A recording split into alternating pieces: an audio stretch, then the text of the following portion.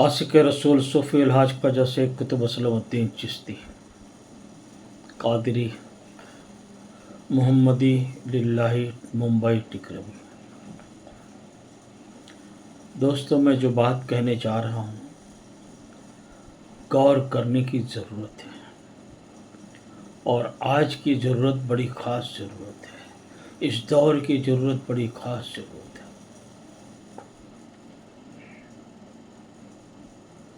हम अपने बच्चों को पैसा कमाना, हुनर सिखाना, कंप्यूटर है, बहुत सारी चीज़ की तालीम दिलाते हैं।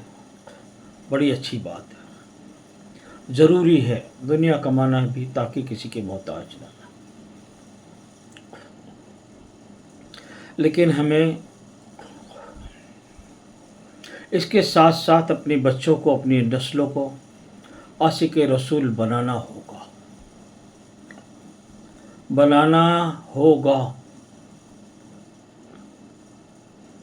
आज हम बड़े बड़े पोस्टर, बैनर पे हमारे नबी का नाम लिख देते हैं। मैं मना नहीं करता हूँ, लेकिन मेरा एक नज़रिया है एहतरामन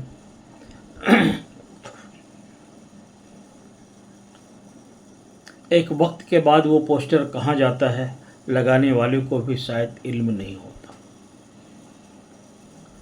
बीएमसी बल्दिया जिसको बोलते हैं, उठाकर ले जाते हैं, वो एक कचरे के ढेर पे डाल देते हैं।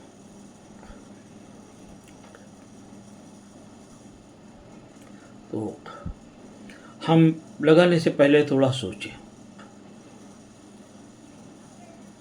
या तो फिर लगाते हो तो एक वक्त के मुताबिक उसको उतार कर आप खुद अपने घर ले जाकर रख दें। एहतराम करें।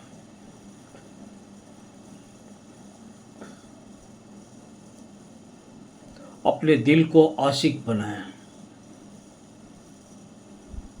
अगर आपको सब कुछ चाहिए, दुनिया भी चाहिए और आखिरत भी चाहिए, तो फिर नबी के आशिक बन जाओ सल्लल्लाहु अलैहि वसल्लम। अल्लाह के रसूल के आशिक बन जाओ। जब आप अल्लाह के रसूल सल्लल्लाहु अलैहि वसल्लम सरकार के आशिक बन जाओगे, आशिक के रसूल बन जाओगे,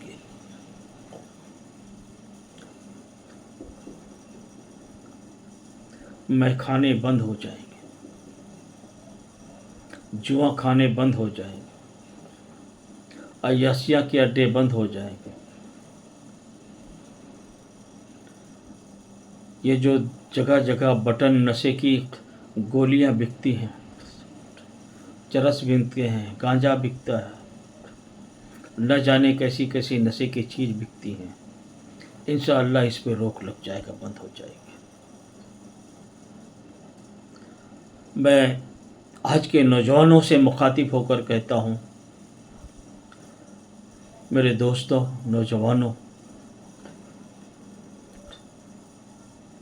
इल्म के बारे में हुजूर सल्लल्लाहु अलैहि वसल्लम ने फरमाया है कि चीन तक जाना पड़े तो चाहिए। और आज चीन कई सौ साल आगे हमसे चल रहा है। जिस कंट्री में हम हैं, इस कंट्री से कम 200-250 साल आगे चल रहा है। उसका ये डेवलपमेंट है, उसकी रफ्तार, उसकी सफाई, उसके काम काज, उसका बिजनेस करने का अंदाज, अच्छी चीज़ सस्ता बनाना, सस्ता बेचना, बहुत आगे निकल चुका है। लेकिन हमारे पास एक बेहतरीन मिसाल है कि हम आशिक रसूल बन जाए। और हमारे नबी ने व्यापार करके बताया है, कारोबार करके बताया है, तिजारत करके बताया है। आपने तिजारत करो।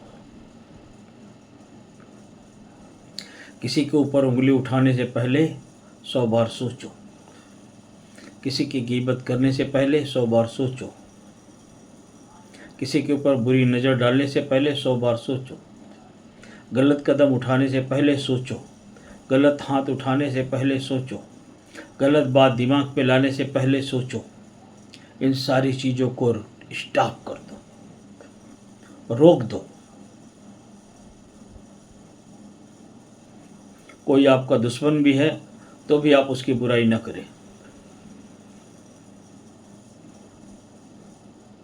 जो तरीक़ा हमारे नबी करीम सल्लल्लाहु अलैहि वसल्लम का, वो अपनाएं। उससे बेहतरीन तरीक़ा इस पूरी सरजमीन पे कहीं नहीं है। उससे अच्छा तरीक़ा कोई आलम में नहीं है।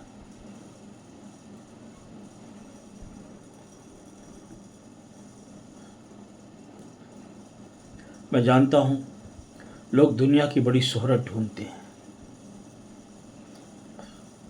शोहरत के साथ फिर उनके पास पैसा होता है तो प्रोटोकॉल रखते हैं। आप अल्लाह के रसूल के हो जाइए, अल्लाह की कसम अल्लाह वो प्रोटोकॉल देगा जो सारा ज़माना देखेगा, ज़िंदगी में भी, जाने के बाद भी। अल्लाह के रसूल के हो जाइए, अल्लाह तुम्हें खुद अपना बना लेगा। जब अल्लाह के रसूल के हो गए और अल्लाह ने तुम्हें अपना बना लिया, बड़ा बेखौफ ख़तर ज़िंदगी गुजरेगी। मेरा कहना ये है कि ज़िंदगी ऐसा गुजारिए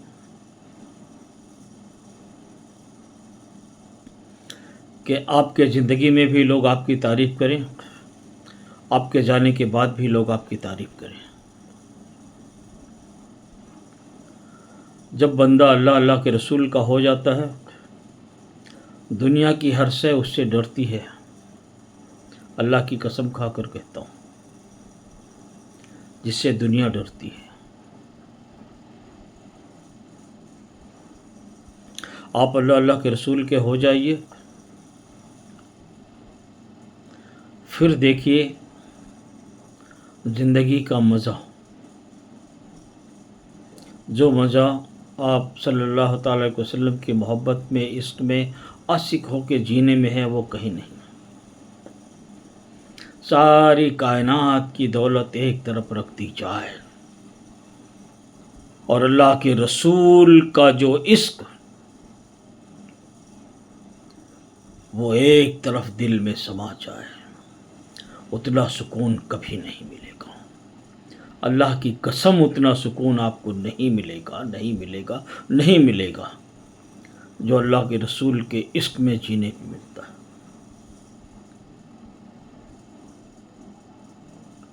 मैं उन्हीं के सदके तुफैल, मेरी मुलाकात उनसे कई बार हुई है। 2013 में हुई है रूबरू। मैं जब तड़पता हूँ, मुझे जब तकलीफ़ होती है, मुझे कोई तरीके की उलझन लगती है, तो मैं सिर्फ़ और सिर्फ मदीने जाता हूँ। आज से लगभग 40 साल पहले मुझे टाइफाइड हो गया था। डॉक्टर ने मुझे देख करके कहा कि साहब आप पैदल आए हो? मैंने कहा हाँ। बोला आपको बहुत ज़्यादा बुखार है, बड़ी कमज़ोरी हो गई, बड़ा वीकनेस हो गया, आप सिर्फ आराम कीजिए। मैं रेडीमेड गारमेंट का ताजिर हूँ, खल खिदमत का काम करता हूँ। आराम करता, नारियल पानी पीता और बहुत सारी चीज़ें जो डॉक्टर ने बताया, दवाई वगैरह दी, लेकिन मेरे अंदर से वीकनेस नहीं गई। मुझे उस कम उम्र में ऐसा लगा कि अब वक्त करीब आ गया।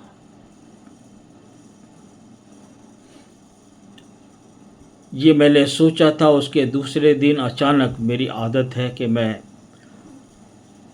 बावज़ू रहता हूँ, सोने के बाद मेरा वजू टूट जाता होगा, मैं नहीं जानता,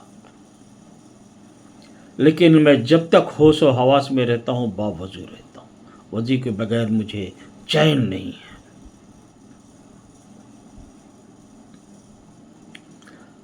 मैं घर से वज़ू बनाकर निकल ही रहा था, सुबह का वक्त, अपने कारोबार के लिए ऑफिस में जा रहा था। उसी वक्त मुझे ऐसा लगा कि मेरे पैर पकड़ के किसी ने कहा रिवर्स, वापस घर चल। जब घर के अंदर, मैंने फ़ौरन अंदर से कड़ी लगा दिया, घर के अंदर कुंडी लगा दी और जाके बिस्तर पे जैसे ही बैठा, बैठते ही तुरंत लेट गया। लेटने के बाद मैंने देखा कि मेरा हाथ ऐसे हो गया, सीधा हो गया, दाहिना, बायां भी सीधा हो गया।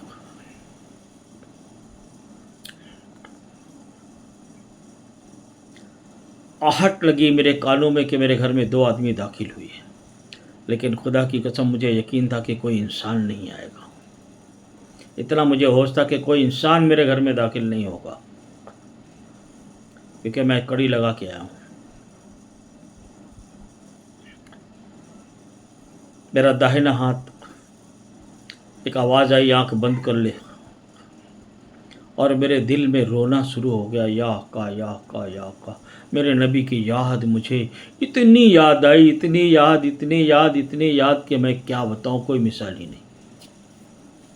बस मैं रो रहा, या आका, या आका। आँख बंद है और मेरे दाहिने हाथ में बाकायदा ऊपर यहाँ पर एक इंजेक्शन एक साहब ने लगाया। मुझे पता है कि इंजेक्शन लग रहा है, और मेरे दाहिने पैर के तारू में इंजेक्शन लगाया गया। बाकायदा जैसे डॉक्टर इंजेक्शन लगाता है, इस तरीके से मुझे इल्म है कि इंजेक्शन लग रहा है। 2 इंजेक्शन लगे, एक दाहिने पैर के तालू में, एक दाहिने हाथ में, और मेरी आंख बंद थी। या आका कर रहा हूँ, देख रहा हूँ कि मैं गुंबद खजरा, जो हरा कलर है ना ऊपर का, गुंबद खजरा, उस गुंबद खजरा से चिपका हुआ हूँ, ऐसे जैसे कोई छिपकली ना चिपके, ऐसे चिपका हुआ हूँ, और ये नाक रगड़ रहा हूँ, या आका, या आका, या आका, या आका, या आका, और आंसू बह रहा है।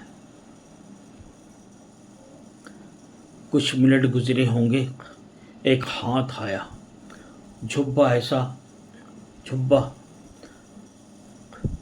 कुछ ब्राउनिश या खाकी कलर का, ब्राउनिश टाइप का वो झुब्बा था, मुझे याद है।